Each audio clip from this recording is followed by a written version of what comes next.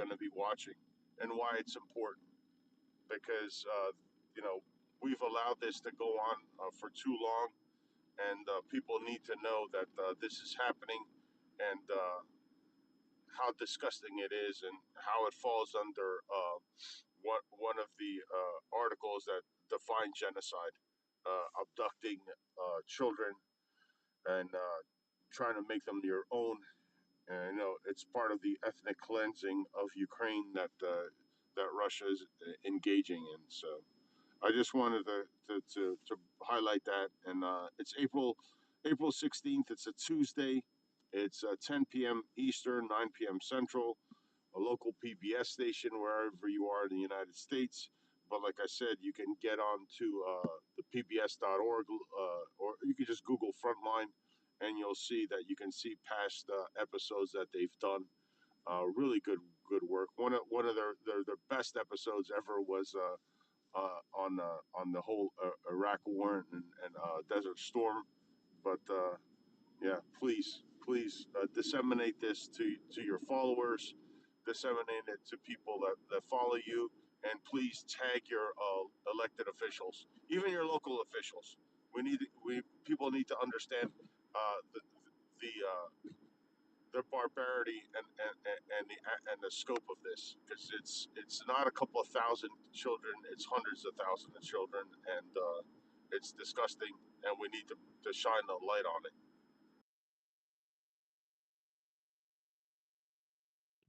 Yeah, I think. Absolutely. Sorry, Jen. Oh, sorry. No, I think that Russia has admitted to stealing 700,000 children, and that is a lot. In comparison, I live in Sweden's fourth largest city. It's called Uppsala, and that is twice, more than twice the population of the city I live in, and half the population of Stockholm, the capital of Sweden. Granted that Sweden is not a huge country and we don't have like a massive population, but we're still talking half of a capital city in the Nordics. That is mind blowing. I don't know how big Copenhagen, Oslo, or Helsinki is. In comparison, it's more than twice the entire population of Iceland. So we're not even talking about their capital. We're talking about the entire population. And Iceland is a very small nation. I think it's about twice the population of Iceland. So it we're talking in this comparison, it becomes a massive amount. And I like the drama because it just shocks people when you put out those kind of numbers that this is equivalent of twice the population, almost twice the population of Iceland. Stephen, go ahead. Well, indeed, and it is also 2% of the entire original population of Ukraine, only as children. So when you look at that, that is what the bottom fifth of the demographic, perhaps 20% maybe of the demographic, 25. It's hard to parse that exactly. I'm not sure about the age banding in Ukraine precisely, but nonetheless. And then we remember that these were called orphans by Russia, which effectively doubled that number to 4% in terms of either killed or from whom these children have been kidnapped. Thank you. There's that as well. And some of these children are not, toddlers that they're being adopted out. These, I know that there was a story, and I don't remember the boy's name, but I think he was 16 when he was abducted, and he has now been returned back to Ukraine to his parents. And he was like a month or so away from being drafted into having to fight his own country, which is horrendous. So the stealing of these children is not just one, but there's like two layers to this. One is to, you know, help brainwash these kids and having them deny their Ukrainian heritage in a way to erase Ukraine as a culture. And then second, drafting them into fighting against their own people, which is just evil on a whole different level. Go ahead, Stephen. Yeah, absolutely.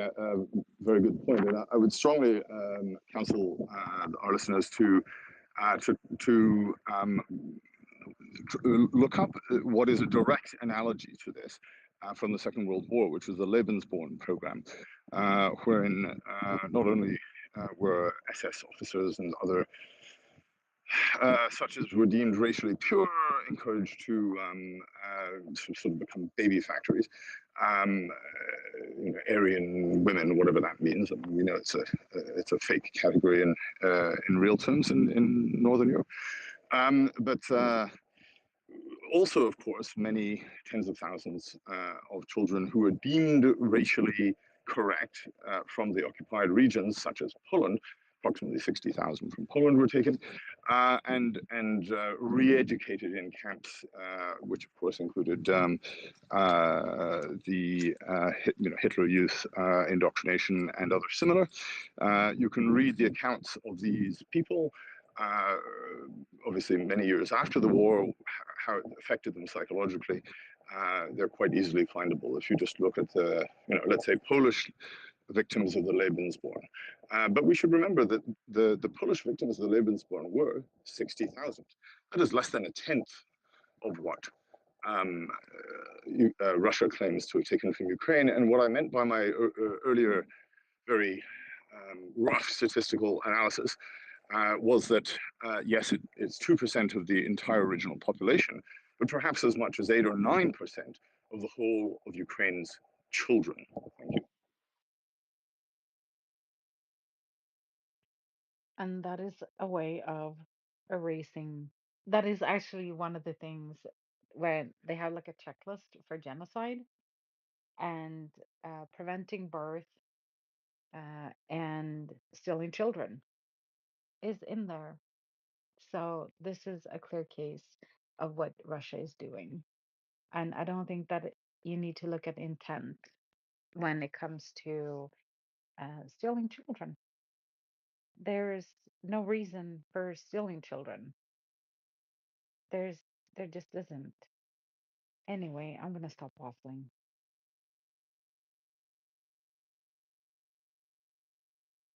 Thank you very much, Jenny and Stephen. Just turning back to the tweet in the nest from George. PBS, that's all on their website as well, isn't it? You don't have to catch it on television. Don't they put it all up on their website too, George? Yes, I think after the program has aired, they usually put the episode on their website, like about a few days later. So, and it's usually I think they also on our you they're also on YouTube, so you can catch it. I just want to like I said, if you're in the United States, raise awareness to it. If you're not in the United States, within a few days you should be able to watch the program in its entirety. And I think if you watch one of their programs, you'll understand they do a very thorough job. Uh, you know, they do great jobs on these mini documentaries that they put out. So that's why when I saw that Frontline was doing a report on this, I was like, wow, this is going to be good. So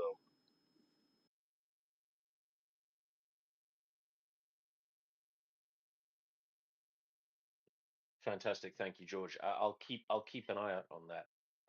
The problem is if I go anywhere near PBS's website, I end up losing several days because it's all so good. They're really quite masterful at making that kind of that kind of relevant, well produced content. It's really quite a remarkable organization. So thank you for that, George. I'll go to Stephen.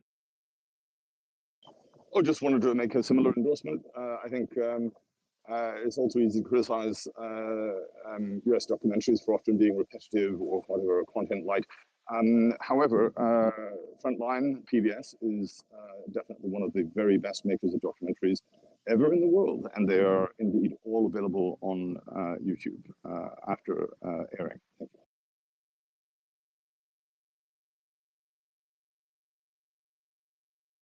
Thank you very much. Okie dokie. So let's see what else is going on in the wonderful world of well, I don't say wonderful world, but Ukraine. So I see we've got Leo coming up, so maybe Leo has something he wants to talk about. And failing that, we'll go to some headlines. But let's just wait a few seconds for Leo. Leo, welcome. Thank you so much for everything you guys do. Great discussion. So UNICEF estimates that there are 6 million children living in Ukraine. So this would be, if the Russian statistics are correct, it's more than 10%, something like 12%. So it's a really dramatic number. And of course, it is the war crime that Putin is wanted for by the ICC, which creates another reason for us to focus on this. It is something that, if people are calling for negotiation between Ukraine and Russia, that negotiation should take place at The Hague, where Putin belongs. And that's the way things should go down. Thank you so much for everything you do. Slava Ukraini.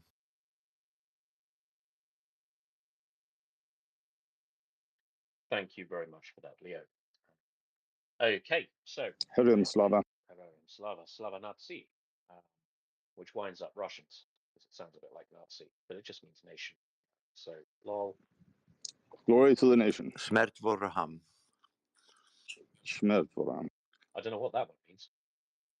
Well, when they say Slava Nazi, which means glory to the nation, the response is Smert voraham, which is death to the enemy. Death to enemy. A sentiment we can all get behind, I'm sure.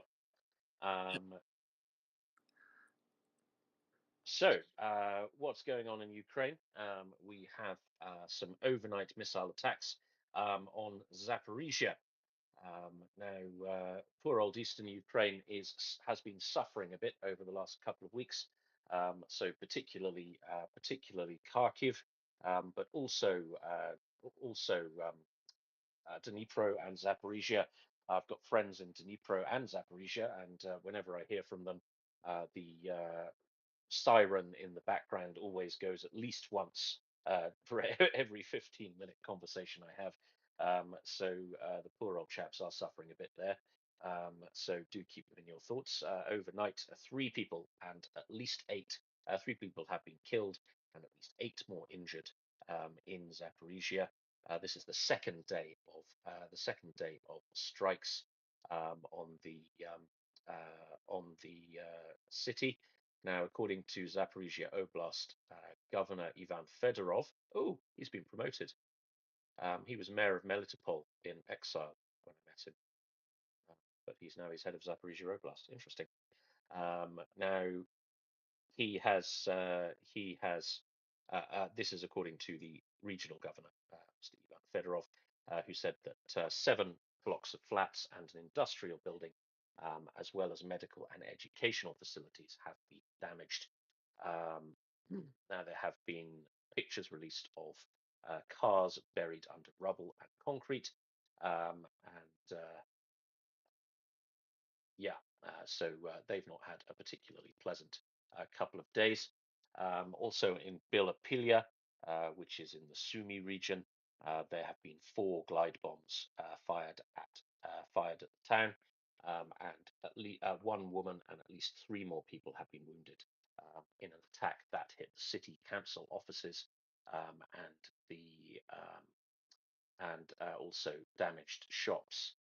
Now, one of the one of the abiding images that stuck with me from my last trip to Ukraine, particularly around the destruction of Ukraine's town and cities, was when we went to visit Mykolaiv. Now, for those of you who don't know where Mykolaiv is, I think it's in Kherson Oblast. So it's about an hour's drive west of Kherson city. So I think it's a similar size to Kherson. So it's kind of down there, and it was hit quite heavily during the initial invasion.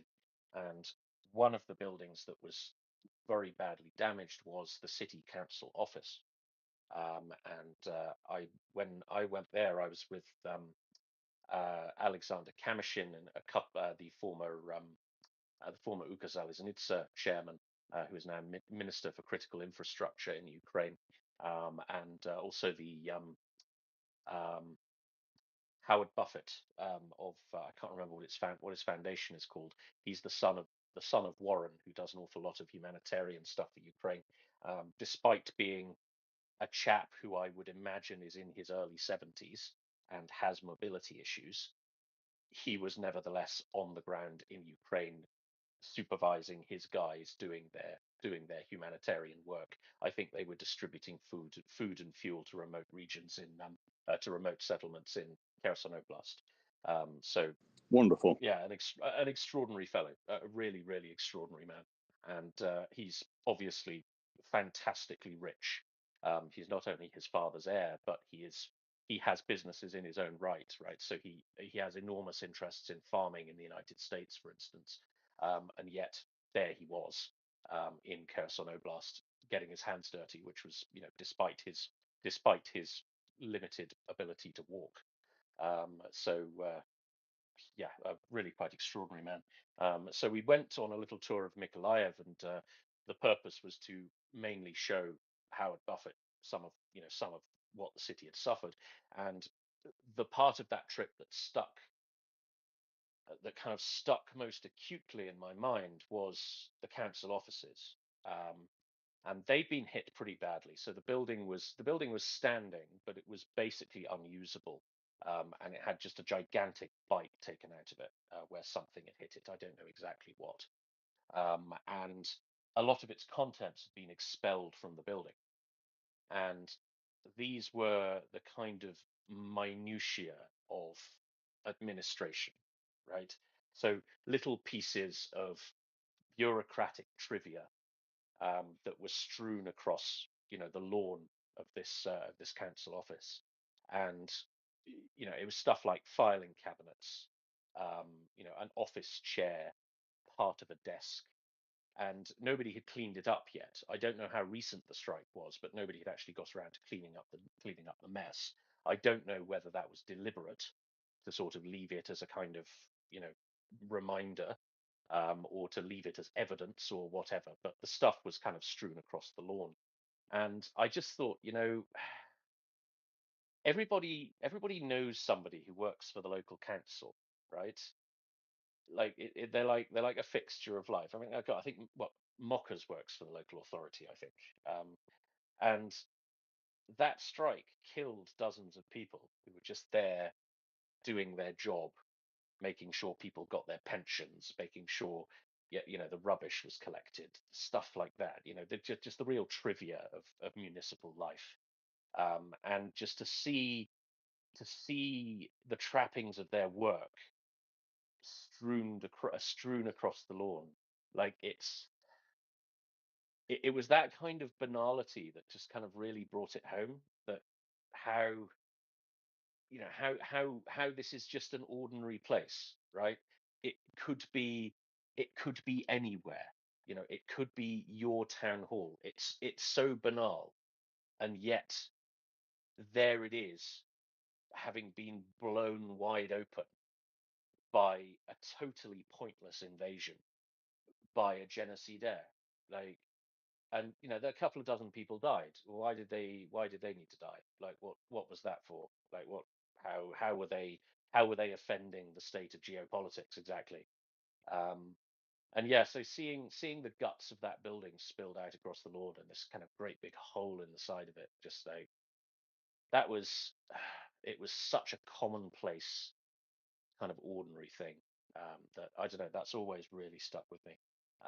It could be, Mykolaiv, could be Bristol, right? It could be Montpellier, it could be Freiburg, it could be Scranton, it could be anywhere. It's just extraordinary. Stephen? Yes, I couldn't agree more, and this mirrors certainly my own experiences there. A few weeks ago, a friend of mine's daughter's school received a hit. Didn't do catastrophic damage, unfortunately. The children weren't there at the time, but it was a school a little ways outside. Lviv. Uh, he thought it was completely safe. Well, turns out not. I have to ask, did you, since you were in such august company, happen to have the fortune of meeting Vitaly Kim? Oh, I don't think so. I don't recognize the name, but remind me and I might. Oh, he was the mayor of the city, half Ukrainian, half Korean, hence the name Kim. Then I don't think I did. I probably would have remembered that. Well, to put it in the words of my Jewish friends, it would be he would be a real mensch for sure. I'm sure you would have remembered it if you'd met him. Anyway, thanks. Oh, I have not. I just wondered if you had. Not, I can't remember doing so. I'm pretty sure I would have done, but then I did meet several dozen local politicians that day. So yeah, I may well have done. I feel like I probably would have remembered a half Korean guy though, because yeah, that tends to stick. Um, okay. Indeed, although he could perhaps be mistaken for one of the many Tatars. There's not complete dissimilarity, perhaps, in the way he looks, but still, yes, there it is. Moving on. I suppose not. I suppose not. Thank you very much, Stephen.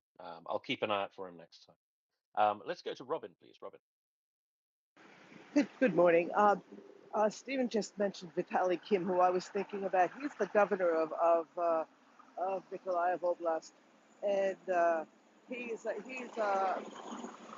a popular fellow in Ukraine because at the beginning of the invasion, he did these video clips. You know, a little bit like what President Zelensky does.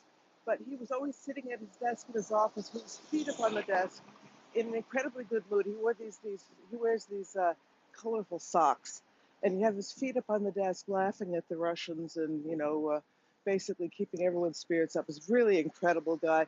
His every broadcast started with Доброго вечора, ми з України. Good evening, we're from Ukraine. It actually became a song afterwards. Real character, and I think they were after him when they bombed the administrative building in Nikolaev. Thank God he was not in the building at the time. Anyway, so that's a little background on who Vitaly Kim is. Yeah, quite a character, a real Ukrainian, you know. Anyway, thanks. Slava Ukraini. Thank you very much, Heroin Stephen. Slava. Yes, apologies. I misspoke. Yes, not the mayor, the governor, but indeed, I agree with Robin. It was probably that strike that you saw was probably designed to kill him, and I seem to remember when it happened. I noted it, and fortunately noted that he was not among the dead. Yeah, thank you, Robin.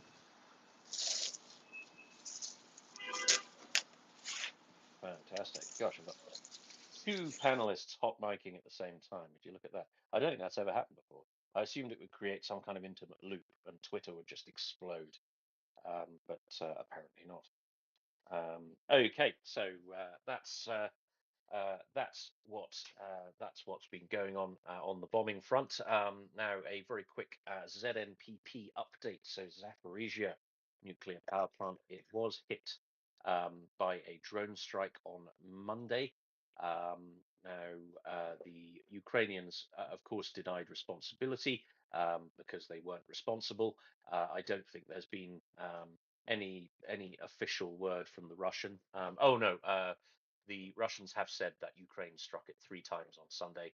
Um, Obviously, that's something that the Ukrainians would have absolutely no interest in doing because it's a nuclear power plant and it's in the middle of their country, which seems fairly obvious to me. And of course, it does also have a containment building. So it's you can't just open it with a tin opener, right? You do have to wallop it pretty hard because it's got a building that's designed to contain explosions and fallout. Nevertheless, it was hit on the roof by something, wasn't seriously damaged, but um, uh, nevertheless, it is something you probably don't want to do. The IAEA have been pretty irate over it, with Rafael Grossi saying this cannot happen. Well, it can if the Russians are anywhere near it. Now, the power plant administration, which is under Russian control, So the plant is run by Ukrainian staff still, but they are under the supervision, or perhaps better to say intimidation of the Russian armed forces. So their ability to do their job has to be called into question. Nevertheless, it is Russian controlled, and they have said that another drone has been shot down over reactor number 6. Now, what to make of all this? It seems an awful lot like Russian provocation to me. Um, they know they can fire at it relatively safely. I don't think they're extremely concerned for safety. But I think if something major did go down at the power plant, I think that would bring a few countries into sharp relief. With Russia responsible for the plant, there's no question mark over who is responsible for its safety. And if something did go down, then Russia would be blamed for it. The striking of the plant with drones, however, can be done relatively safely because there is a containment building, a hardened containment building around it. So obviously Ukraine have no interest in firing at it. So my firm conclusion is that this was the Russians staging provocations, as indeed they have form with. Anyway, so Russians say they shot down another drone. Maybe they did. Maybe they didn't. Stephen? Yeah, this is a classic lie to manipulate opinion in the rest of the world, and also within Russia. You just have to ask yourself where the ZNPP is. The last time they threatened it with destruction, when we were being warned last year, I think it was in July of last year, I myself was within 100 kilometers of it. And we were working in a mobile field kitchen. We were all in possession of potassium iodide pills. However, on advice from a friend of mine who's a nuclear engineer, we decided that it was a bad idea either to give them out or to take them in the event of some sort of major attentat, because he said the reactors had been in cold shutdown for long enough that the potassium 131, which is the dangerous isotope, readily absorbed into the thyroid that potassium iodide displaces. Much in the same way as if you ever poison yourself or get poisoned with methylated spirits, the antidote is to drink ethyl alcohol in large quantities because the body grabs it more readily. But in any case, Kind of a double win, really, isn't it? having well, it is, well, yes, but having having been there at the time and witnessed in the Dnipropetrovsk area and the Zaporizhia area and Dnipro area, the sheer desperate worry of the people in whose memory, let me tell you this, that in every single public park, no matter how small the village, there is a memorial to Chernobyl there. And after the destruction of the Zaporizhia dam, which lowered the wetlands there by all the way up to hundreds of miles north of Dnipro. Overall, lowered by 2 or 3 meters. So you can see could see the original level. I had Ukraine because I went swimming in the tributaries and with locals, and I had some Ukrainians sort of telling me I was crazy because this has stirred up a layer of cesium and all of this sort of thing. And I indeed interrogated my friend, the nuclear engineer, about it, and he said, no, that's really not a worry. But basically, this was a folk memory, a terror that they have lived with since the 1980s. They were the ones whose population was poisoned and murdered, who a huge oblast of whose is still off limits and will be for generations to come. Apart from brief visits with freaking Geiger counters, right? So the idea that Ukrainians of all people in the world would attack one of their own nuclear power stations in the heartland of their nation is disgusting calumny and lies and shows, and anybody who believes it doesn't understand the first thing about Ukrainians. Thank you. Well, the proof of the pudding is in the eating. So Russia has apparently called an emergency meeting of the IAEA's Board of Governors, saying that these attacks on the Zaporizhia nuclear power plant by the Ukrainians cannot be allowed to continue. Um, so yeah, this is just a straight up political op, isn't it? Um, the the only, as far as I'm aware, the only word we have is that the attacks took place at all is Russia's word. Um, I've not seen it independently confirmed that there actually were attacks. I have only seen the Ukrainians deny it and the IAEA kind of moan about both sides as they usually do because they're a UN agency and they're useless. Um, I mean, it's entirely possible that there haven't been any attacks at all. Stephen? Indeed. Well, that calling of the IAEA, yes, that was obviously set up. This is a classic tactic to misuse their position on these transnational organizations in order to manipulate not only public opinion, but use soft power in transnational organizations such as that, and as they do every time the UN Security Council convenes. Unfortunately, they are and should not be permanent members. Thank you. Well, I just think it's kind of funny how Russia complains and like puts the blame on Ukraine all over the place, except for when they put in France as well. So Ukraine is doing attacking their own power plant, and they planned the Crocus Hall attack alongside of France. Awesome. Is there anything else we can pin on them? But to be fair, I Oh, not on. Apologies, not only France, but also the Islamic State. So it is a Nazi nation headed by a Jew who is in bed with Islamic terrorism.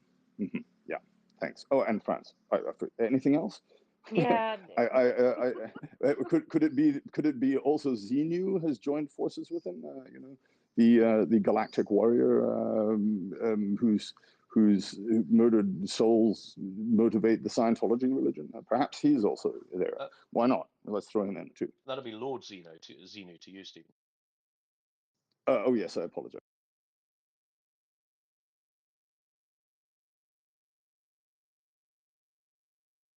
Also, apologies for the interruption, Jenny.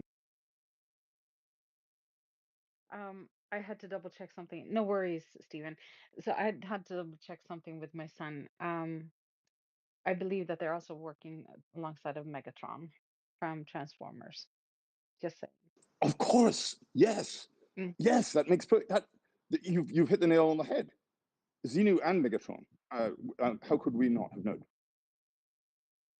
It was easy to oversee, like to overlook that part. I was just reminded, because and that makes sense because one of Megatron's underlings he was a police car that said to punish and enslave rather than protect and serve. So, of course, they're gonna work with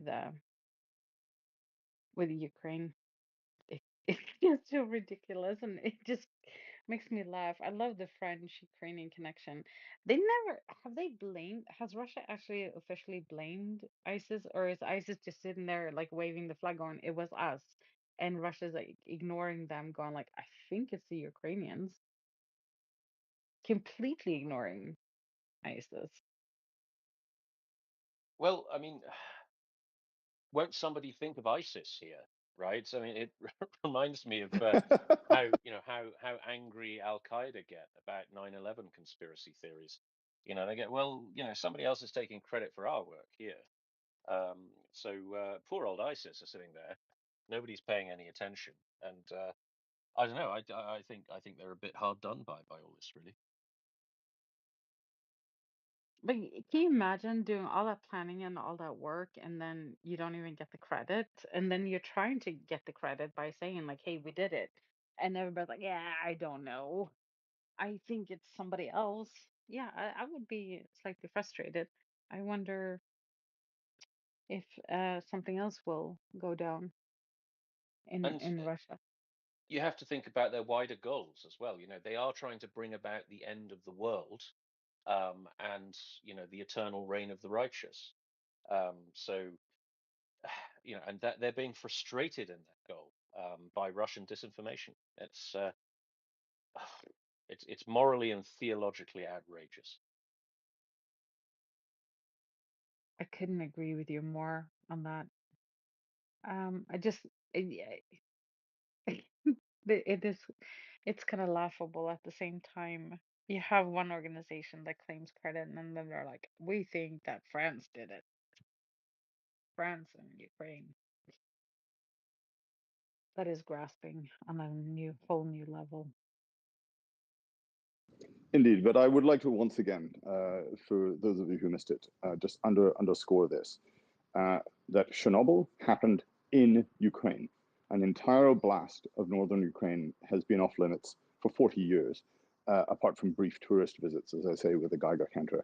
And in every single little village throughout Ukraine, there are monuments to it. And one of the ones I remember was a pair of workers. So there was a trident, and the middle section of the trident was just gone, and a pair of workers sort of forcing together or holding together the outside too. And a list of names of people from the village who had died in the incident. The idea that the Ukrainians themselves would attack a nuclear power plant when nobody else in the world has anything like the visceral reaction to nuclear incidents for obvious reasons than they do is a disgusting, disgusting lie and calumny, and also as absurd a lie as you could possibly imagine. Thank you. The I don't know if it's an interesting part, but one of the things the about Chernobyl, the way it was discovered, it was actually discovered by Sweden. So we have a nuclear power plant just north of me. It's called Forsmark. And one of the workers, um, I did not know this, but until like actually a little while ago, not at the time because I was a teenager and I didn't really care, to be honest.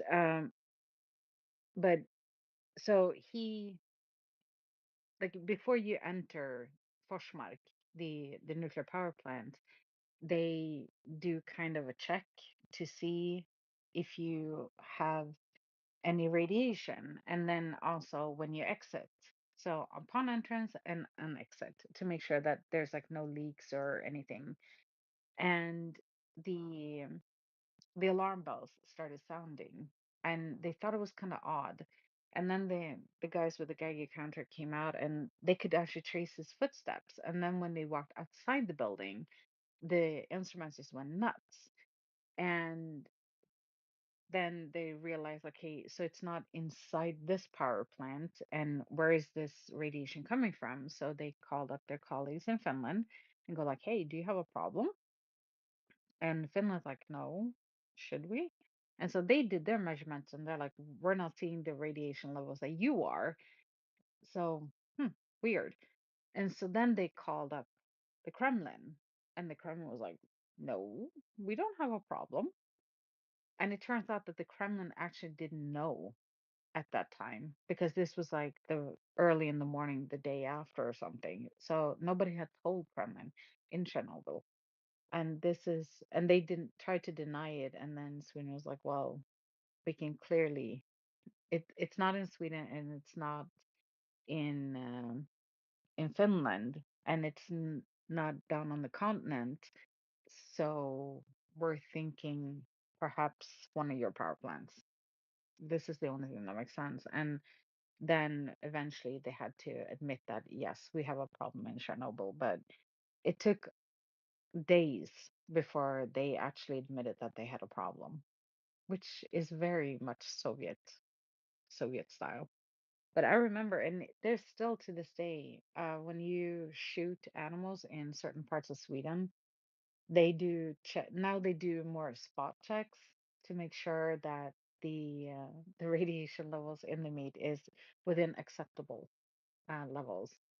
But for years, I don't know how many, we weren't allowed to eat the meat. We had to shoot animals to keep the deer and moose population down, but we couldn't eat the meat. So we had to incinerate it or throw it away in some way. but it wasn't Russia that or the Soviet Union that actually struck the alarm bells. It was Sweden that made them aware of the situation, which is really sad. Well, they kept up a denial for quite a long time, right? They kept denying it until it was absolutely unsustainable for them to keep denying it, because everybody's, every university in Europe was going batshit about it, right? Absolutely. And like you said, first they really tried to deny it, like to to the point where everybody's like, uh-huh, yeah, you're the only one that has a problem. And it seems to be coming from this area. And everybody was kind of pinpointing it. And they were apparently looking at the, I don't know how the radiation is spread, if it's through rain or something, but like in my town, I remember that my stepmom, she would go around with like a Geiger counter to make sure that our home was safe, and that thing just went nuts when you went outside. And I remember her going off on the daycare workers because she came to pick up my sister and I believe my baby brother, and they're outside playing in the sandbox, and my stepmom just goes nuts, and she's like, and the workers were like, "Oh, but we can't keep the kids inside." And my stepmom was like, "When there are radiation levels outside, yes, you can. This is a health thing." And so it was a weird thing to live through. Well, Leo. just Oh, just a comment on that topic, well, two, in fact. Um, my wife was living in glory with the tannoy that everybody needs to stay indoors, especially if it's raining. And as they said this, my wife was very small at the time, and her mother were waiting for a bus where there was no bus stop, and then it started pissing down with rain. So they were a little bit frightened, because when the government of the Soviet Union admits to its people that there's been a colossal screw up, the people know just how big that screw up has been, right? So you know it's serious. Fortunately, the health consequences this far north were fairly. I don't think were moved the needle, but nevertheless, it was quite scary for a time.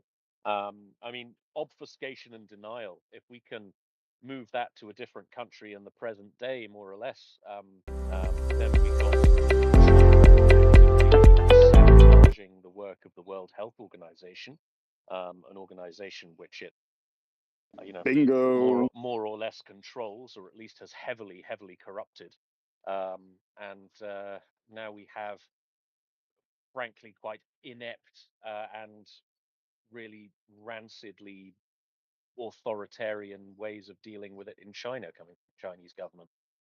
So history doesn't repeat itself, but it sure as hell rhymes, especially where tanky regimes are concerned. So keep a close eye on these things when they come from tanky countries, because they're going to be absolutely hellish.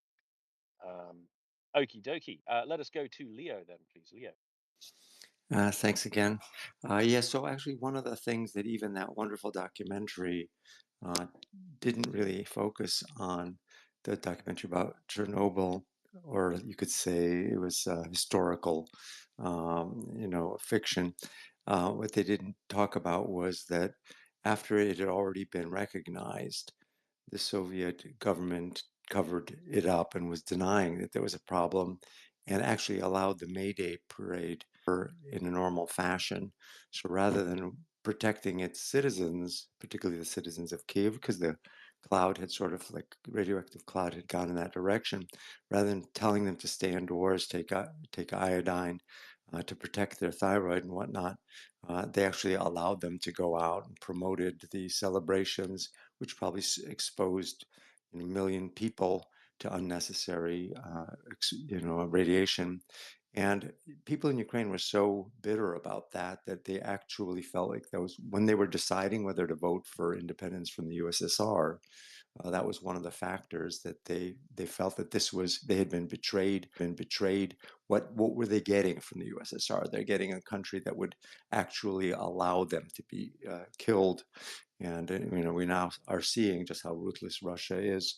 But at that time, it was kind of an eye opener to them, and it actually helped promote independence, which of course 91% of Ukrainians voted for. Anyway, thank you so very much for this lively discussion. Thanks for everything you do. Slava Ukraini. All right. And Slava. Thank you very much, Leo.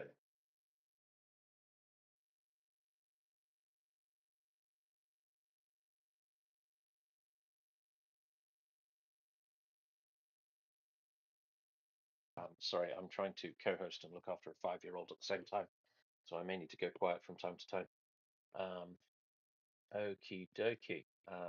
So um, that is the news.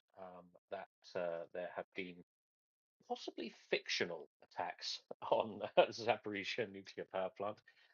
That Russia is currently messing around at the IAEA to allegedly deal with, and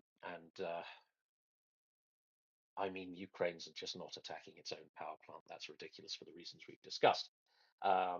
Russia, however, is attacking power plants. The Mr. Galashenko, who is the Ukrainian energy minister, has said that 80%, 80% of Ukraine's conventional power plants and more than half of her hydroelectric plants have been struck by Russian attacks in recent weeks. Mr. Galashenko is calling this the largest attack on Ukraine's energy sector since the war escalated in 2022, or indeed since the war began.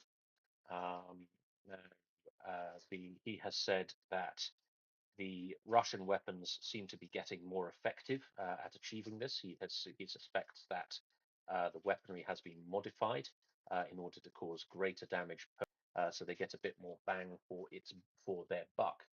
Um, the impact on the Ukrainian energy sector, I suppose, remains to be seen.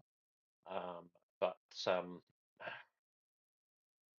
we've discussed this with people who know about energy, and they seem to think that the short gap measures that Ukraine has to be more resilient in terms of energy, so micro generation, so it's very, very common for businesses and households and office blocks and things like that to own their own small generator to keep the lights on and keep the freezer on when the power goes out. Um, However, it has been established this is not particularly sustainable. So if there is major damage to Ukraine's power infrastructure and generation capacity, then having your own generator in the garden is not really going to cut it because it's very, very expensive.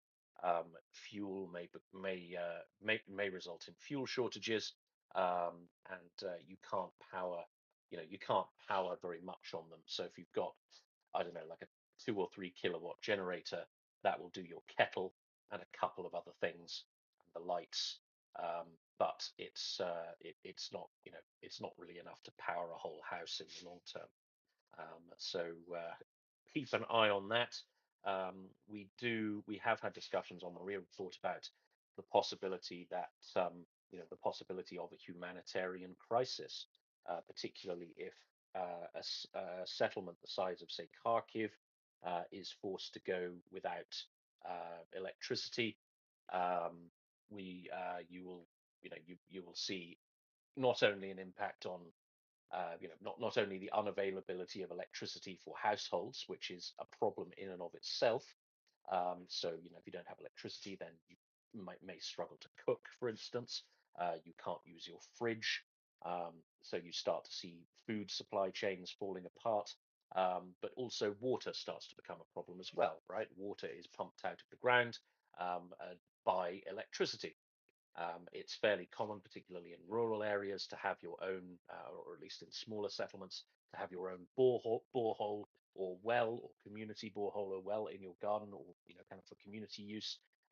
That will almost certainly be powered by an electric pump. My own country place here in Estonia, I have exactly that. It's in butt fuck nowhere, and it has a borehole, and that is the only source of water. And all my immediate neighbours have exactly the same thing. So if there is no power, I don't have any water. I can turn a generator on, but that eventually runs out of petrol. And then what? So if you combine that with food supply chains breaking down because they can't refrigerate, then you have a humanitarian crisis on your hands. And when you're dealing with somewhere like Kharkiv or maybe even Dnipro or Zaporizhia, although I would say they're a little less vulnerable, um, you're talking about settlements of 1.5 million people. Um, what do they do? Well, if there's no food, there's no water, then they have to leave Kharkiv. Where do they go? Western Ukraine, I suppose. How do they get there? Roads are obviously going to be a problem.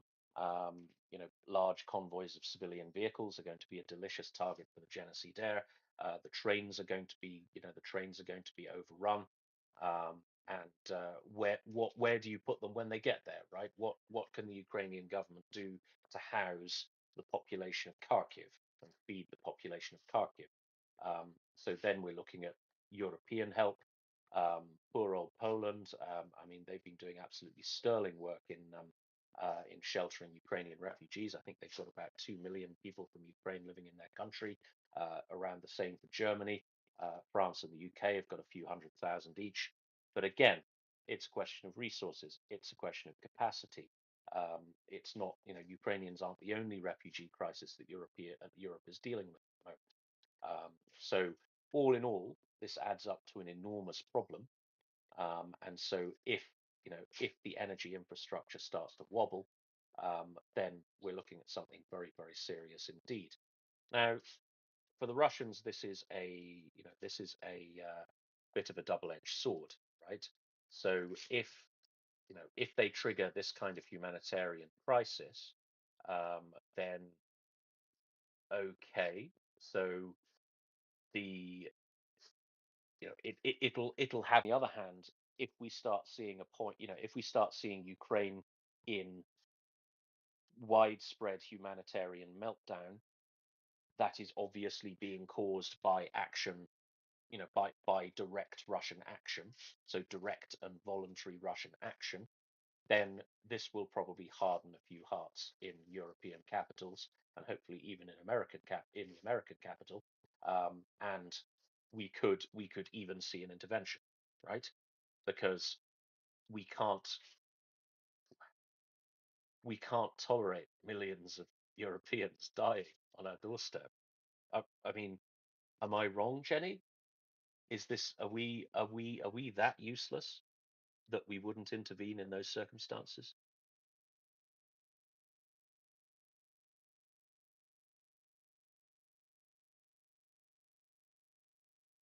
I think we may have lost Jenny. Jenny, testing.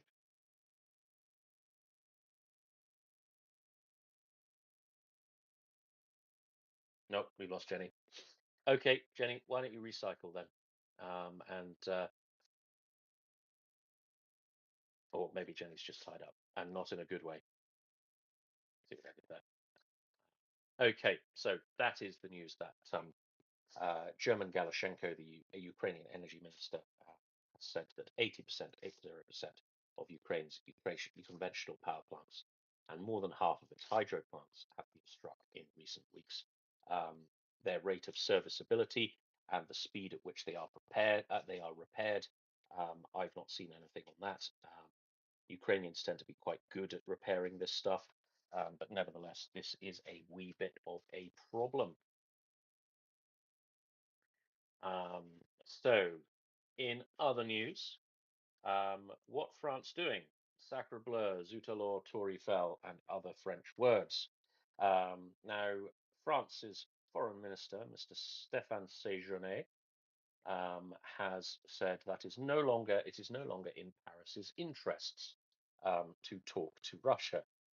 And why? Well, to the extent that it was ever in France's interests to talk to Russia. I know earlier on in the war, Mr. Macron, the president of France, thoroughly disgraced himself by attempting to carve out a sort of French peacemaking moment out of all this, and get them to, you know, I don't know, come to the table or I don't know, well, whatever it is that they wanted.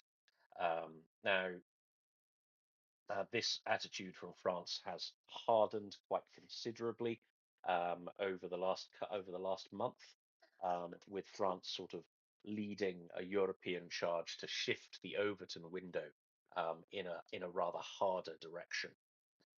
So there was talk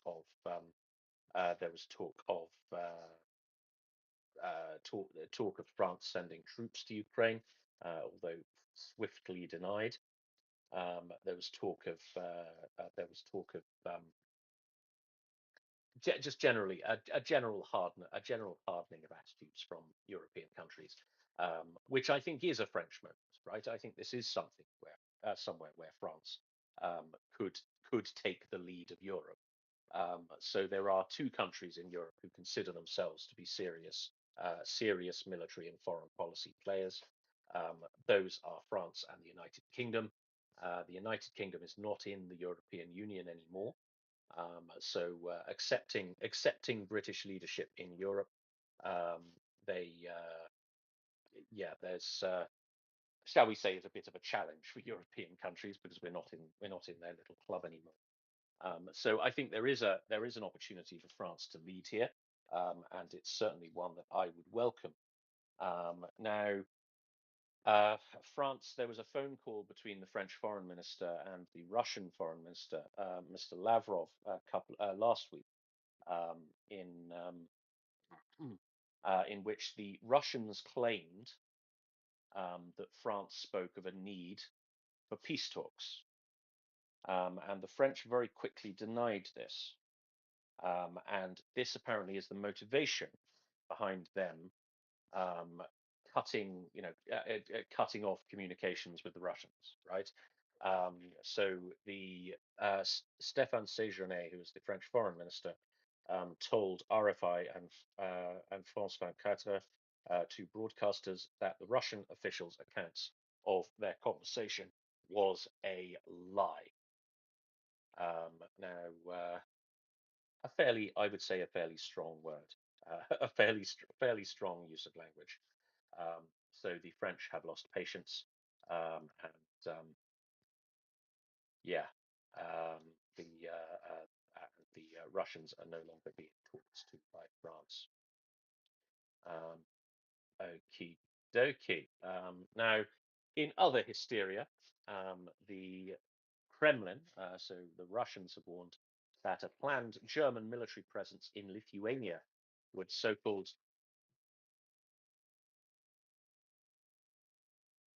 sorry, have said that a so-called as would supposedly escalate tensions. So there is a well, Lithuania is a European Union and NATO member, which borders Russia and Belarus. And earlier it has said that from 2027, um, Lithuania would help pay the cost of hosting 5,000 German troops. So what's that? A brigade and a bit of Germans in Lithuania. Now, the Russians, of course, making a fuss about this, um, and saying that it would be apparently escalatory. Now, it's funny how that language works, isn't it? Because all Russia have to do is stay on their side of the Lithuanian border. Like, this is really not difficult. Like, they just have to not invade other countries. That is very, very easy to do. You see an opportunity to invade another country, and then you just say, no, I'm not going to invade another country. Like, it's incredibly easy. Um, Jenny seems to be back. Jenny, welcome back. Sorry, I was on a call. It was kind of important. But with this topic, yesterday I actually made a post about this, and I was laughing so hard, and I don't know which part I laughed the most about because Germany has already dispatched the first batch of soldiers, all 20 of them. And apparently, there was a reaction straight away from the Kremlin saying, we feel that our national security is threatened. So I want to know what kind of badass people Germany sent because 20 guys from Germany is threatening the national security of of of um of the Russians. And absolutely, I'm so with you on your idea. But 20 guys. These guys must be like Rambo on steroids. I'm amazed. More of this. Anyways, I just thought it was funny. I too realized like there was gonna be more German soldiers eventually, but after the first 20, they're like, oh my God, no, our national security is threatened. But you're right. All they have to do is like stay on their side of the border. Um, Not that hard. Um, Other countries do it all the time. They just go like, oh, should we, like Sweden, Finland. Our border control is a tattoo parlor. Moving tanks across would not be hard. What are they gonna do? Tattoo us in the forehead, going like, "Do not, stupid Swedes." Like it wouldn't be that hard to do the initial thing, but yet we don't. And Finland doesn't do it back either. Just saying. Anyway, I'll stop making fun of the Russians now. Yeah, I mean, I don't know. I mean, I think the UK could give a masterclass on this, simply because of history, right? So in the second for the last 1,000 years, in the second decade of every century, England has invaded France, right? It's kind of a little tradition we have. There are two exceptions. So the Battle of Crécy, in which we waited until 1346, and the First World War, where we were sort of invited by the French. But I don't know. I'm still counting that one. So it's obviously an issue we had with self-control, and we managed to spend the whole of the 2010s without invading France. This is despite having done it every single decade for the last 1,000 years. So it's possible, right? You can really want to do it, and you can have every justification for doing it. It's always worthwhile invading France. It's always a good thing to do. But you could just not, right? You could just choose not to. Like it's so easy. It's uh, you know it's a really easy thing to do. Um, yeah. Anyway, I'm being a little bit silly. So yes, so lots of the Germans are going to Lithuania, and the Lithuanians are going to pay for it. And Russia have said this escalates tensions. Well, the only ones escalating tensions are you. It is a sovereign right of the Republic of Lithuania to host as many German soldiers as they wish in their country. Thank you very much.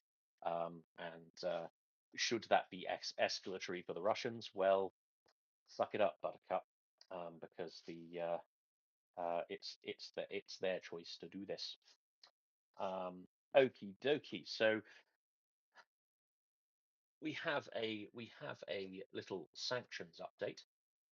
Now there has been a threat from Janet Yellen. Do you know who Janet Yellen is, Jenny? I have no idea. I may have heard her name, but it was nothing that made an impression, apparently. So Janet Yellen is an American economist who was formerly um, head of the Federal Reserve System, so the American Central Bank, and is now United States Treasury Secretary. So she is in charge. She is the boss of America's money. That's quite a lot of money. They've got a fair bit of money over there. Now the so Mrs. Yellen has been having talks with Peking. So has been talking to the Chinese, and she has threatened to introduce sanctions on Chinese banks that support Russian military capacity. Um, she has said that any banks that facilitate significant transactions that channel military or dual use goods to Russia's defense industrial base expose themselves to the risk of American sanctions. So the um, yeah, the this is kind of something that has occurred before. But it's kind of been voluntary, right? So a number of Chinese banks have withdrawn from the Russian market and have withdrawn from trade finance, et cetera, with Russian counterparties because of fears of upsetting Uncle Sam. Um, but this is kind of more of a direct threat that you'd better get rid of the rest of them. Otherwise, we're coming for you. Now, these kind of secondary sanctions are something we've discussed quite a lot here on Maria Report. Um, the issue, the issue with the direct sanctions that the West has been imposing upon China, or well, I should probably not say the West, but the civilized world has been imposing upon China, um, on upon Russia rather, have been, kind of targeted. So they target Western companies and Western manufacturers and Western financiers that facilitate the arming of Russia for her genocidal invasion, which is all well and good. But it does mean that what you will get is simple substitution of the stuff that's being provided. Now, so rather than buying from the UK, buying from France, buying from the United States, buying from Taiwan, whoever, they'll simply buy from China, buy from India, etc., etc. So this is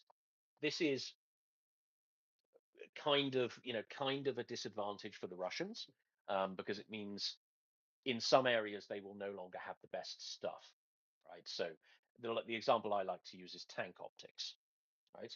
If you're building a modern tank, you're going to get the observation. You're going to get the observation and targeting, aiming optics from one of a handful of exclusively Western companies who make the best ones. I think the leading company is French. So you're going to buy spiffy French optics, and that's going to make your tank an absolutely cutting edge tank.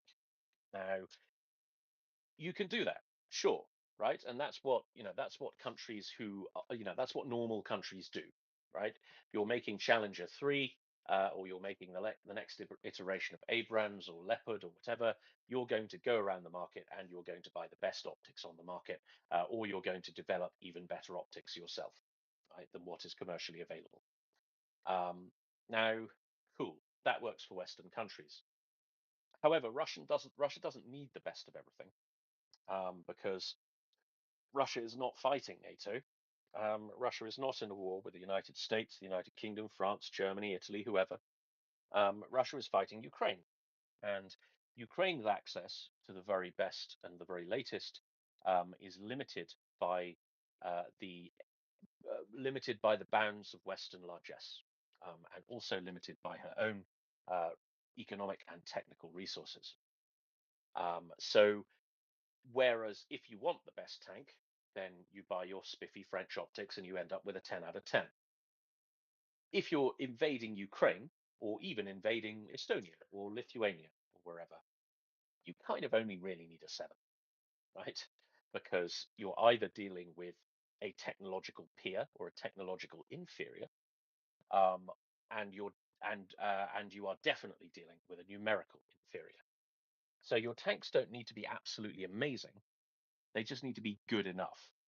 And that means you can buy whatever knockoffs the Chinese are selling. Um, they also have the benefit of being significantly cheaper. So you can go to war with a 7 out of 10, because I don't know about Lithuania and Latvia, but Estonia doesn't have any heavy armor at all, right? So Estonia has CV90, got a few dozen of those, which is nice, but it's not heavy armor. And it, you know, there's like, God, what? There's an armored battle group of Brits down in Tapa, who've got Challenger 2, right? Which is, very good tank, heaviest tank in NATO, very good gun. But there's only a few dozen of them. So you can swarm into Estonia with all of your T-72s and all of your T-55s and all of that stuff with their 7 out of 10 Chinese optics, and you're probably still going to win because you're not going to face a peer adversary either.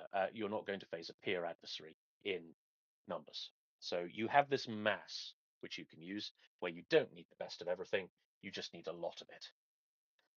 So this is where the direct sanctions stop being effective, right? Because it's not, they're not going to buy 7 out of 10 stuff from the West. They're going to buy it from China. They're going to buy it from Iran. Maybe they buy it from India, yada yada yada. So there's kind of a diminishing return to those sanctions. And for the purposes of Russia's wars, they stop being quite as relevant as they were. So what do you do in those circumstances? Well, you apply secondary sanctions. So you go to the Chinese and you say, right, you either choose your military business with Russia or you choose your ability to face American counterparties. What's it going to be? And because America is such a huge market, they can basically do this. They can say, well, it's us or them, right? You can either have a relationship with the largest economy in the world, or you can have the ideological satisfaction of helping your tanky brother, or rather distant tanky cousin. What's it going to be? And I don't know. I used to be a banker, and I bankers quite like money. Like it's kind of part of the job, really. Like you're quite keen on money. And so if somebody starts taking your money away, then you're going to take it's going to sharpen your mind a little bit, right? So Mr.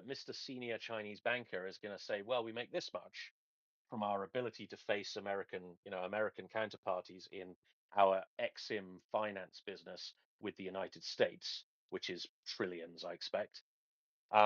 Whereas we make these few pennies by financing the export of tank sites to Russia for their genocidal invasion. Which of those businesses is more important to me, Mr. Senior Chinese banker? What a pickle. Well, we're just going to shut down the Russian business then. So that's kind of the power of secondary sanctions. Is you force the Chinese to choose between two markets, one of which is rich and significant, and the other of which is about the size of Belgium, but without the nice beer and chocolate. So that's the logic of that. I'm glad that Uncle Sam seems to be getting serious about this. I hope they're going to do it not just to the Chinese, but also with India. India is probably going to be a tougher nut to crack because India doesn't really trade, right? So for a country of its size and its complexity, doesn't do an enormous amount of trade with the rest of the world. This is part of their sort of Gandhian isolationist philosophy about being wary of foreign entanglements, and it's partly because they're a very, very difficult country to do business with because you can't really trust them. Now, this is, of course, not a statement on the trustworthiness of individual Indians, but corporately, the country is extremely large, extremely complicated, and riddled with corruption from top to bottom. So it's very difficult to get things done, and especially around trade. So if you sign a trade agreement with India, you may well hold up your end of the bargain, but you can be damn sure that when you try to export stuff, they'll get obfuscated in the endless bureaucracy of the Indian state as a sort of protectionist measure. So difficult to trade with. So they don't trade very much, and they don't really want to trade very much because they think they're all right, Jack. So India is going to be a tough nut to crack because you can't pull the same levers with them because your business with them as a country is never going to be as significant as it is with the Chinese. So it's more difficult to hurt them. Nevertheless, there are things you can do, and I do hope that Mrs. Yellen starts to bring that pressure to bear on the Indians as well. That's my little rant over about secondary sanctions. Jenny, anything to add? And no, I quite enjoyed it, the rant. And yeah, just pull Wish off the market in both EU and the US.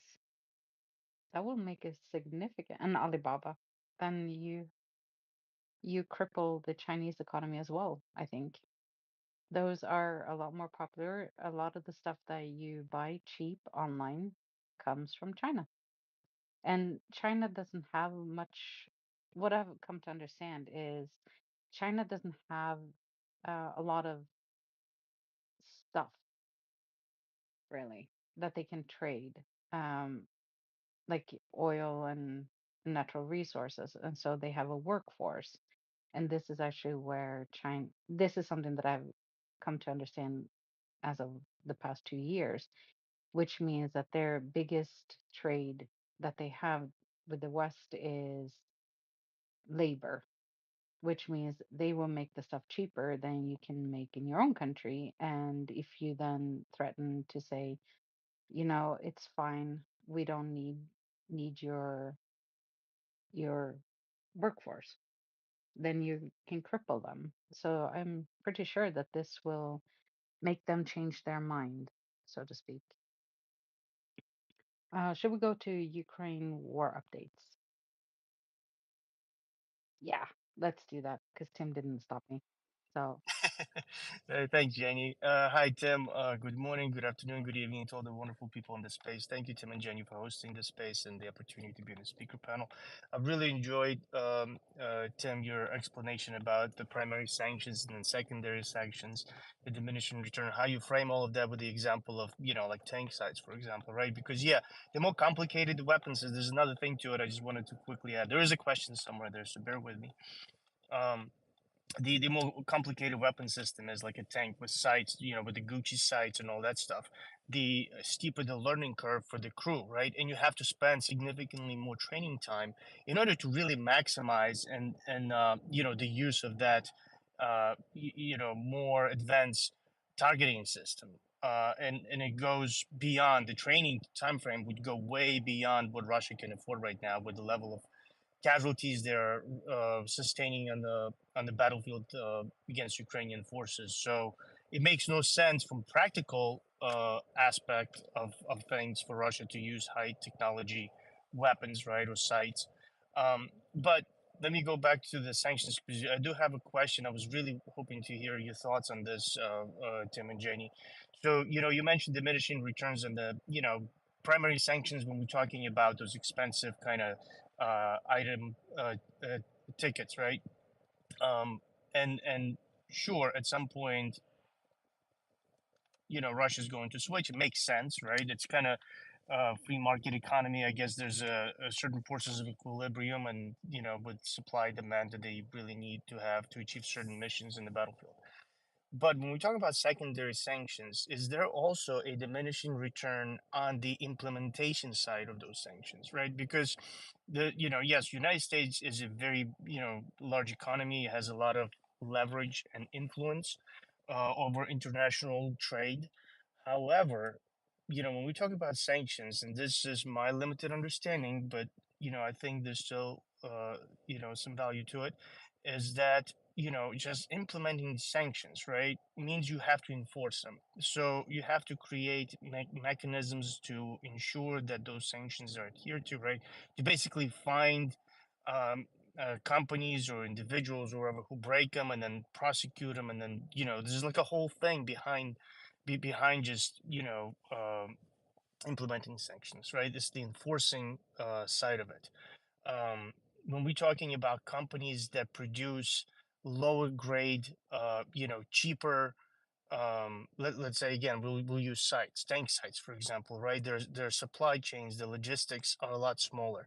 They, represent a much smaller footprint on the market, I would imagine, right? So to identify and combat that type of company, with them breaking sanctions would be a lot harder, I would imagine, right? Because then means you have to, like the United States, for example, would have to spend more resources into tracking all of that stuff down, and then there's probably a whole legal element to that as well, um, to a certain extent, right? Because maybe we don't have to prove it to ourselves and say, okay, we don't do business with you guys and anybody that's associated with that type of company. Um, but wouldn't it be better to just kind of accept maybe at a certain point that this is going to happen, and instead of tracing these little, you know, certain degree, I mean, they're not insignificant, right? Because they still help Russian military to commit terrorist attacks and and this illegal invasion of Ukraine, but offset it somehow, maybe by giving Ukraine better equipment, better quality equipment that could, you know, negate basically those that equipment that's being produced or imported into Russia. Anyway, sorry, I think this. Hopefully, you understand my question. Thanks. Kind of. I mean, I would say it's not an either or. So I think we should be both sanctioning Russia, applying secondary sanctions to other countries doing certain business with Russia, and we should also be supplying Russia with military equipment, right? I mean, I don't see that as a dichotomy. They involve different types of political effort. They involve different levels of resources, and they involve different bits of your state, right? So sanctions enforcement is a criminal justice issue, whereas supplying Ukraine is a defense industrial issue. So you're kind of tapping two different resources in your state that are standing bureaucracies, and are standing capabilities. You're just kind of revving them up into action. So I don't think it's something where we have to focus particular effort, because these are two different bits of the state that basically do that job anyway, right? Does that make sense? Yeah, it does, and I appreciate you saying this out loud, Tim, because after you framed it that way, right, with two separate issues, it makes sense, right? Because they're not really, interconnected. Both of those vectors can work independently to achieve basically the goals that we should be achieving, right? And it's helping Ukraine prevail when and hold Russian terrorists accountable for the war crimes they commit, both against civilians and military, in occupied areas. So yeah, I really appreciate you saying this stuff, because sometimes you kind of need this recalibration, and your clarity of thought and the way you explain is just masterful. I really enjoy listening to you guys. Thank you so much. Thank you very much. Now, could you something you said just jumped out at me, and I wasn't quite sure what you meant. You said there may be a diminishing return with secondary sanctions as well. Could you explain a little bit more what you mean by that? Because I don't think I understood. Yeah, oh, well, even if you did, even if I didn't explain myself clearly enough, you did answer that. You did address it. So, diminishing return on on the sanctions is in the form of, persecuting them essentially, right? Because again, when we talk, the way I visualize, right, the secondary sanctions, they're probably going to be targeting, a lot smaller companies in the, they have smaller footprint in the market, so to speak, right? They're probably dealing with less sophisticated equipment, so it would be a lot harder to identify them and to interdict them, so to speak, right? Um, in order to make the efficacy of sanctions, yield results, basically. So I would imagine at some point, a let's say the United States, right, would have to spend maybe more resources just trying to, you know, uh, interdict them, versus maybe shifting some of those resources into a different channel to help Ukraine. I guess I don't know if, or maybe increase pressure on some other elements of the primary section, so to speak. Hopefully that I was able to kind of capture that idea a little bit better. Yeah, I think I know what you mean. I guess there's an issue that, once you've dealt on the secondary sanctions side, once you've dealt with, the big dragons, you've dealt with the banks, you've dealt with the oil companies, then you kind of have to start chasing smaller and smaller dragons, right? And you have to start committing more resources to it. And of course, that will inevitably yield a diminishing return, because if you're talking to, like, I don't know, a major Chinese, I don't know, steel maker or whatever, and you're saying, well, if you do business with Russia, you will not do business with the United States, you will not export to the United States. That Chinese steelmaker is going to stand up and salute, right? I mean, I'm just picking that up example at random. I don't know how that business works. Whereas your kind of medium-sized Chinese trading company, you've got to identify him, you've got to find him, you've got to assess his level of business with the US, you've got to put pressure on his bankers, you've got to put pressure on his trading counterparties in your country. So it becomes a lot more labor and resource intensive. So the diminishing return, I guess, would be inevitable. Um, at at the same time, I would imagine that there is a Pareto principle going on here, right? So I think the 80-20 thing is probably going to apply. So I think it's probably going to be, you know, 20% of the larger companies in the tanky sphere are doing 80% of the business with Russia around the war, right? I think it's going to scale something like that. So getting rid of the 80%, I don't think it would take an enormous amount of effort or pressure. And I think it would probably wipe out that trade pretty effectively and pretty quickly. And we can talk about adequate use of resources on the other 20%. Is it worth the effort? I mean, something's always going to get through. And let's not forget, even if we convince foreign governments to start clamping down on this stuff themselves, they're always going to have their criminals, right? They're always going to have their companies that just ignore them. So yeah, I kind of get what you're saying. I'm kind of reaching the ends of my knowledge on this.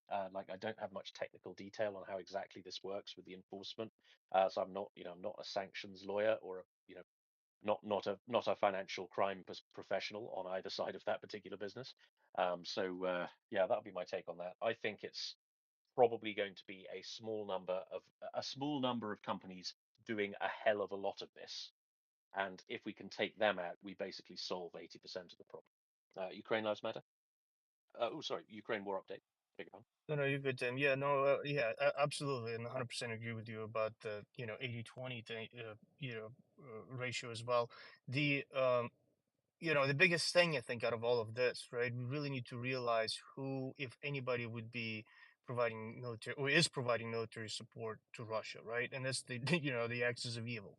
You got your Iran, China, North Korea, right? So the governments are basically tyrannical and totalitarian in nature, right? So for them, it's going to be a lot easier to mobilize the command style economy that they probably have a lot of control over from the central government position in order to um, run interference on us, implementing some of the sanctions, basically, right? By hiding the companies, by shielding them, using many different forms. So that becomes, to me, just looks like it becomes a very kind of, resource intensive adventure, venture. But again, we could probably offset a lot of this stuff by, supplying greater deal of, military aid to Ukraine, in order to really avoid um well, not avoid but negate maybe some of the consequences of that, maybe 20%, like you said earlier, that it would be really difficult to track down. But then again, we're probably looking at margins at this point anyway. So yeah, anyway, yeah, that was the only point that I wanted to come up with, is again with those types of totalitarian governments that right now supplying Russia. That's probably another barrier, political, economical, and legal, uh, to a certain extent, right? But yeah, anyway, thanks. Sure. I mean, that's an area I'm not sure I have a firm opinion on, because I can see both sides of it, right? It's how does an authoritarian regime like China behave in those circumstances? Or rather, what effect does it have in those circumstances? So if United States, European Union, UK, Australia, Japan, and friends start really playing hardball with the Chinese over this and start saying, look, it's either Russia or us. Like, we are going to start taking punitive trade measures against you unless you prevent, unless you prevent this and that trade with Russia, or you stop buying this, or you stop supplying that, you stop selling that. What happens? Does the Chinese government deal with this very quickly and very effectively, because they are an authoritarian regime with a terror apparatus, and basically there's no such thing as private business in China, right? Is that what happens? Or do the Chinese simply say, yeah, yeah, yeah, yeah, yeah, and then just ignore it? Or does the inherent chaos, I suppose, part and parcel of that could be the inherent chaos in their government system, and the corruption in their government system means that basically they're unable to stop it, right? Because the diktats can come down from on high, but they're going to get obfuscated by corrupt elements at lower levels. Compare and contrast with my Indian trade example, right? Doesn't really matter what New Delhi says. The governor of Himachal Pradesh is, going to own shares in a whiskey company, and therefore you're not going to be able to sell your whiskey in Himachal Pradesh, right? That's just what's going to happen. So is the situation going to be similar in China? Honestly, I don't know. One thing that does stick in my mind is that uh, a friend of mine here in Tallinn is a public health doctor. He's a Georgian fella, and he works for the Norwegian government, and he's a public health specialist. He's not a pandemic guy, but he specializes in like drug addiction, alcoholism, HIV as like public health issues.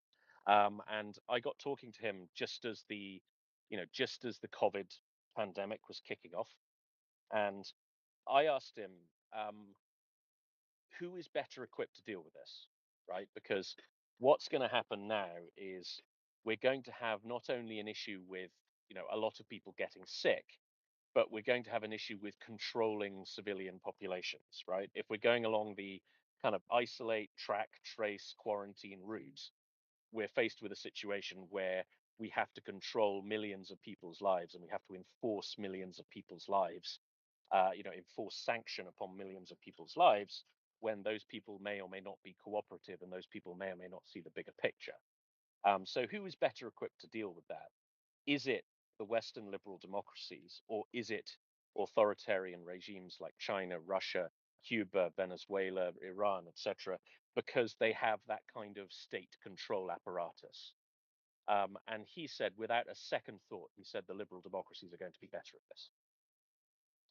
And why? Well, because they have more effective states. So they, you can be reasonably sure in a Western country that when government policy is announced, government policy is actually implemented at lower levels, right? So there's kind of an effectiveness in the implementation of policy that lacks in authoritarian regimes. There's the depth of the resources themselves. So the health systems of the United States, the United Kingdom, France, Germany, etc. They are much better resourced, and they're much more competent than the health systems of China, Russia, etc. And yeah, Cuba, no, they're not very good at training doctors. You know, healthcare in Cuba is wonderful if you are a party member, etc., etc. For everybody else, it's crap. But anyway, that's another story. Now, yeah, so the systems as a whole are more effective, and the sense of national solidarity is greater, right? So there's a there's a culture of the greater good in Western countries that the tanky sphere have to kind of enforce, right? It doesn't come organically to them. They have terror apparatus to do this, because they need terror apparatus to do this. They don't have the same sense of, oh, we're all in this together, right? And the government have our best interests at heart here. And we can talk about how COVID policy went down, and how effective it was, and how, whether we struck the right balance between freedom, between. But nevertheless, I don't doubt that the people who were in charge did actually have the interests of their people at heart, right? Like they were actually trying to deal with something that at the time was very, very scary and very, very mysterious, and they were trying to deal with it in the best way they could, and everybody understood that, and that meant that people were by and large cooperative, right? I don't know what it was like in the US, but in Europe, yeah, pretty, people saluted. And this is despite the lack of very, very intensive policing. This is despite the lack of a Rosgvardia in England. People realized the gravity of the situation, and people cooperated with the authorities.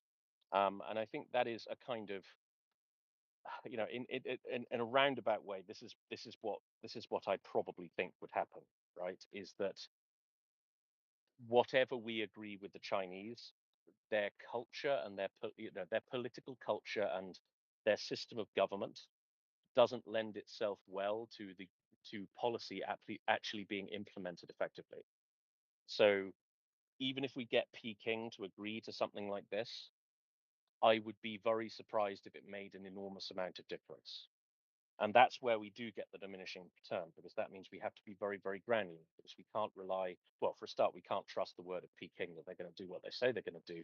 But more seriously, we can't trust their state to, even if it's acting in good faith, which it almost certainly isn't, we can't trust their state to do the thing that their state wants to do, because that's just not how their system works.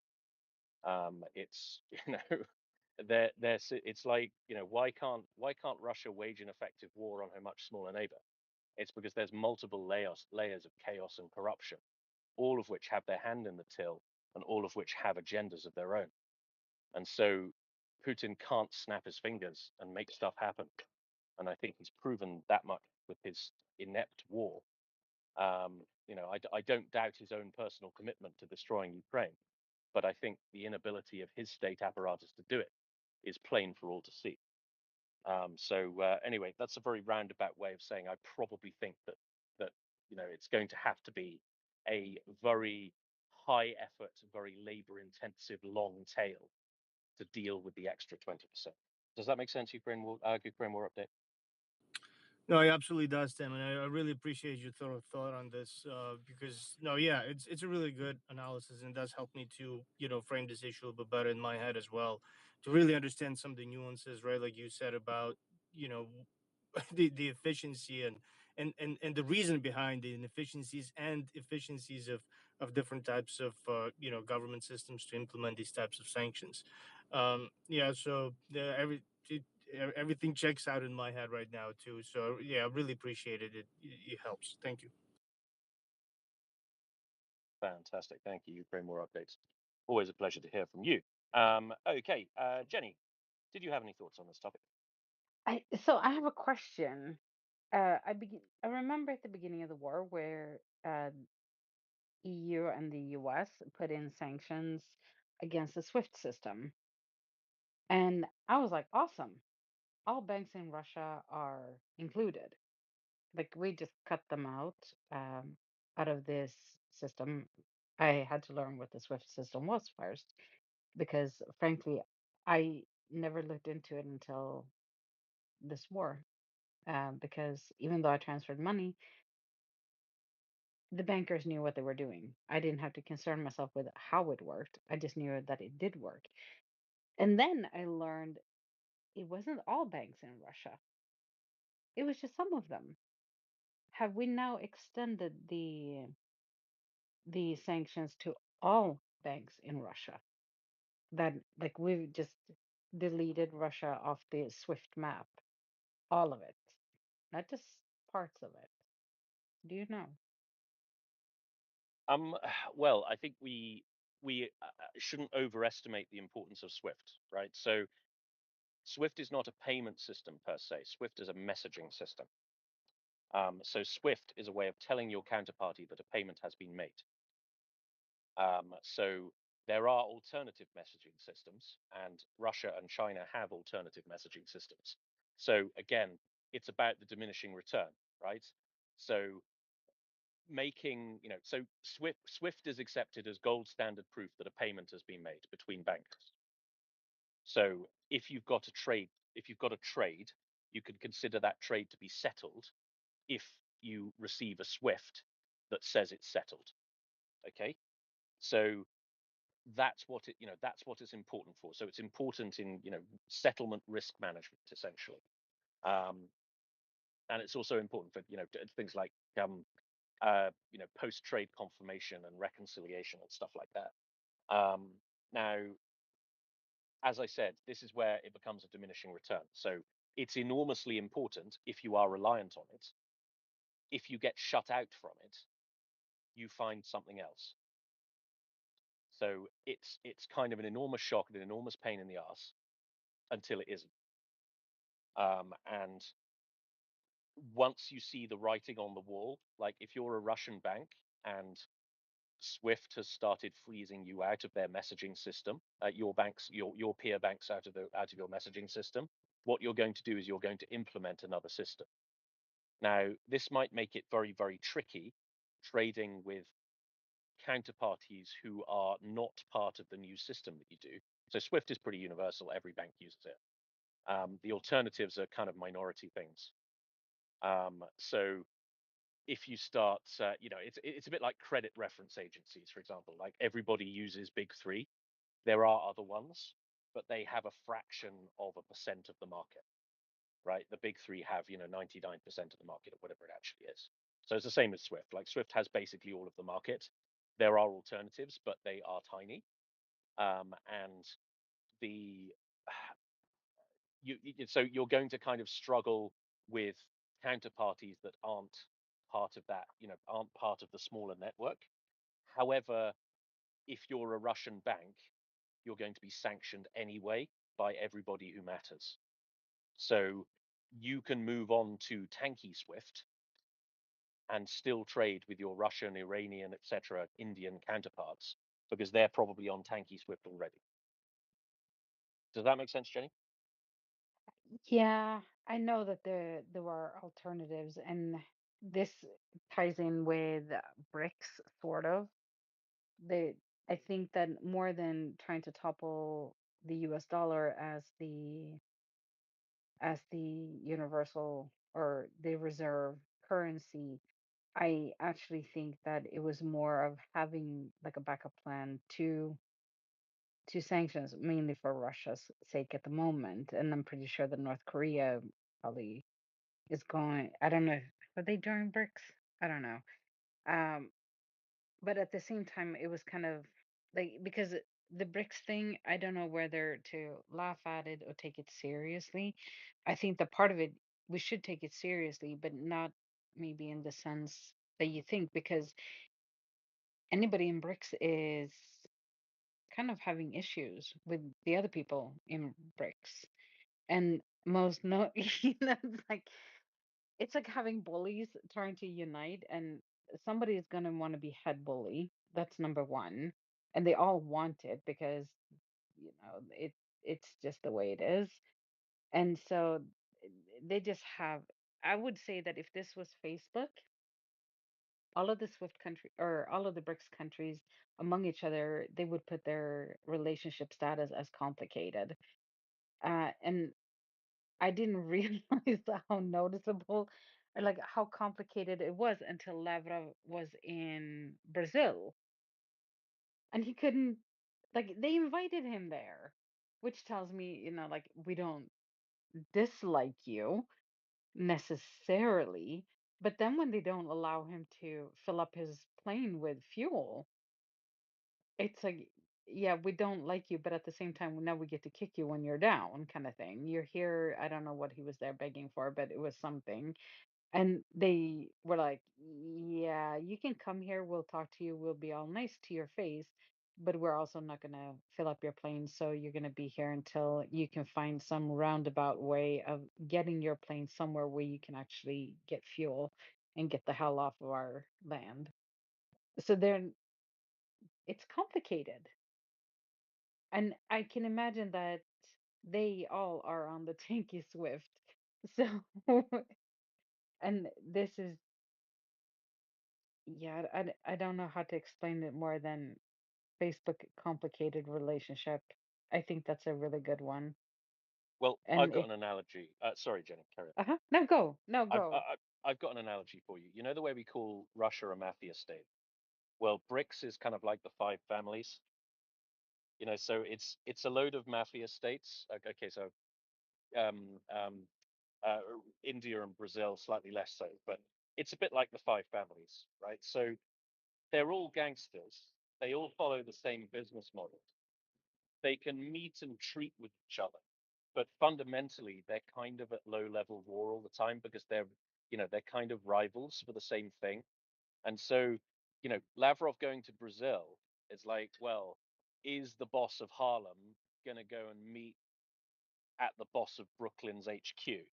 Like, no, of course not, because that's dangerous for the boss of Harlem, right? You're going to meet somewhere neutral, and then Don Altobello is going to try and kill you all with a helicopter. But no, sorry, I'm just doing Godfather now. But so yeah, they're kind of like the five families to the mafia states underneath them, right?